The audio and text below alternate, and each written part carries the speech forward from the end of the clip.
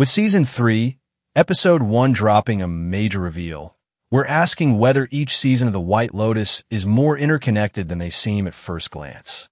The White Lotus presents itself as an anthology series, with each season set in a different branch of the fictional, luxurious resort chain, from Hawaii in Season 1 to Sicily in Season 2, and now Thailand in Season 3.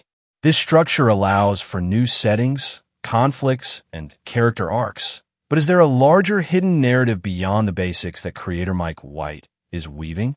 White has acknowledged that while each season stands alone, they're all part of a larger thematic exploration of wealth and morality. He has hinted that the show could eventually make deeper connections between seasons, possibly bringing back multiple past characters in a future installment. Could the White Lotus eventually reveal a grander design tying all 3 seasons together? Or are these connections simply breadcrumbs leading nowhere?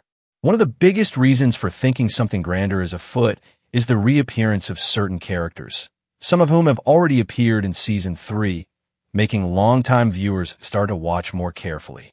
Namely, Greg Hunt, played by John Grease. Greg's shock appearance in Episode 1 of The White Lotus Season 3 has made many question what his real intentions are across the series as a whole, and whether it is his or Tanya's arcs that are really a deeper thread within the series' narrative. Tanya McCoy, played by Jennifer Coolidge, was the most significant returning character, appearing in both Season 1 and Season 2.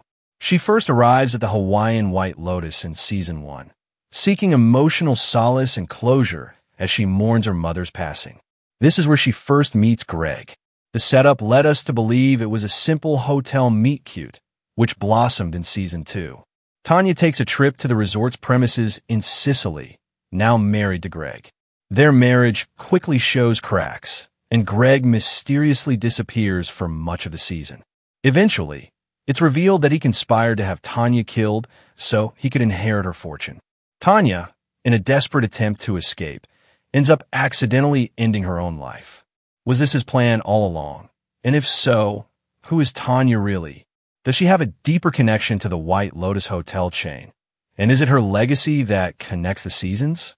This can be felt again through Tanya's connection to Belinda Lindsay in Season 1.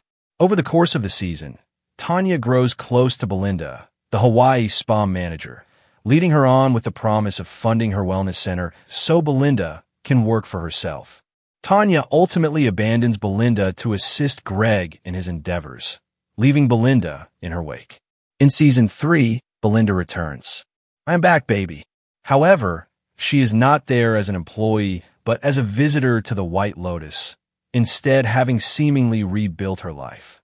She travels with her son Zion to learn about Eastern wellness practices. This suggests that despite being let down by Tanya, she has managed to pursue her dream anyway. Though her reappearance could also indicate unresolved tensions from her previous experience. And with both her and Greg at the resort, could something darker happen? Portia, played by Haley Lou Richardson, was Tanya's assistant in Season 2, also caught up in the drama that seemed to follow Tanya. She narrowly escapes a terrible fate herself after being caught up in Greg's murder plot. The final shots of her in the second season show her processing her experience and looking uncertain about her next steps. Given her first-hand knowledge of Greg's crimes, fans are now expecting she will return in Season 3, possibly seeking justice or closure. Beyond recurring characters, The White Lotus maintains a strong thematic thread that continues across each season, providing a style and narrative connection.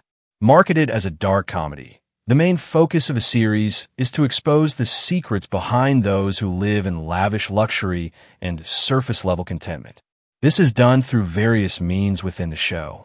Each season explores how wealth and privilege insulate guests from the consequences of their actions, and how those at the other end are either pulled to an immoral place by it or driven to despair when they have to enable it. Season 1 showcased how the wealthy, particularly the Mossbatcher family and Patton, exploit the resort workers. This is shown through the Hawaiian staff, including Kai, who attempts to rob the Mossbatchers in a desperate act of defiance against the wealth imbalance. Armin, the resort manager, also suffers a downward spiral due to the entitlement and mistreatment he endures from guests like Shane, ultimately leading to his tragic demise. Season 2 had us watch the privileged navigate power dynamics in romantic and sexual relationships. This is how the storyline of Ethan, Harper, Cameron, and Daphne plays out. This is also felt through Tanya and Greg's romance, where his manipulation and emotional gaslighting keep Tanya under his thumb. Sexual manipulation and infidelity have become tools of control, and the relationships are more about power than love. Additionally, the DeGrasso men exploit local women, with Bert, Dominic, and all engaging in varying degrees of objectification and naivety regarding their interactions with Sicilian women. I just really need you guys to leave Lucia and Mia, two local sex workers, who also manipulate their wealthy clientele, turning the tables on them in the final nod toward transactional relationships.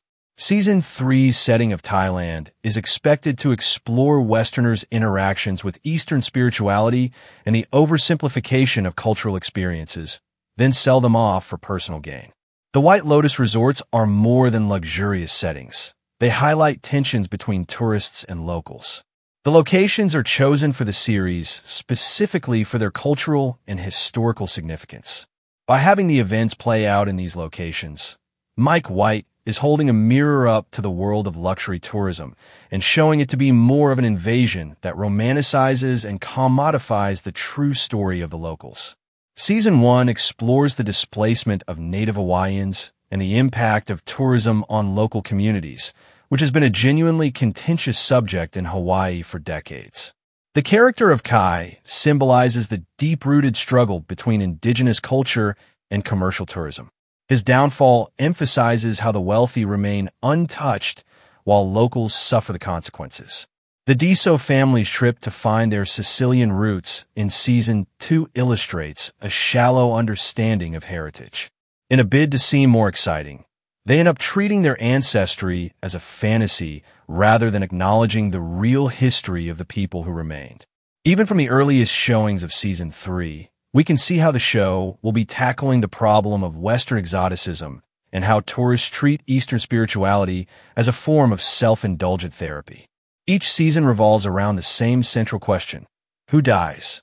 Death is the constant theme looming over every storyline. The show uses this idea to remind viewers that despite luxury and excess, no one is immortal. The repeated use of water imagery in each season, from drowning metaphors to the ocean swallowing characters whole, suggests an overarching commentary on power, karma, and the inescapability of consequence. While the thematic connections are clear, fans have been theorizing about what is exactly going on with the hotel chain. Overall, the recurring characters and consistent events that affect some of the guests seem to be too convenient for coincidence. Some fans believe that each resort is a metaphorical purgatory where characters must confront their moral failings before facing their fate. The repeated use of death as a major plot device supports this interpretation, as well as the testing tragedies and experiences some guests go through during their stay. Then we have what some fans refer to as the White Lotus conglomerate conspiracy. What if the mysterious, unseen head of the White Lotus conglomerate is orchestrating these events? Some speculate that the resorts themselves are designed to expose the guests' darkest impulses, leading to their inevitable downfall, or even provide some form of evidence for future blackmail. So, are the seasons connected? While the White Lotus functions as an anthology, it offers a richer experience when viewed as a continuous story. Recurring stories surrounding Tanya, Greg, and Belinda have created a bridge between seasons, while thematic consistencies of privilege, exploitation, and death reinforce the idea that all of these stories are part of the same world. Although you can watch the seasons however you like, you will gain a lot more from watching them in order, and perhaps be rewarded with a stronger underlying plot. We're yet to discover what. What do you think? Is there a master plan behind the White Lotus? Or are these connections just cleverly placed Easter eggs? Share your theories in the comments below. Thanks for watching. Be sure to like and subscribe to Movie Recap Pro to keep up with all your White Lotus news.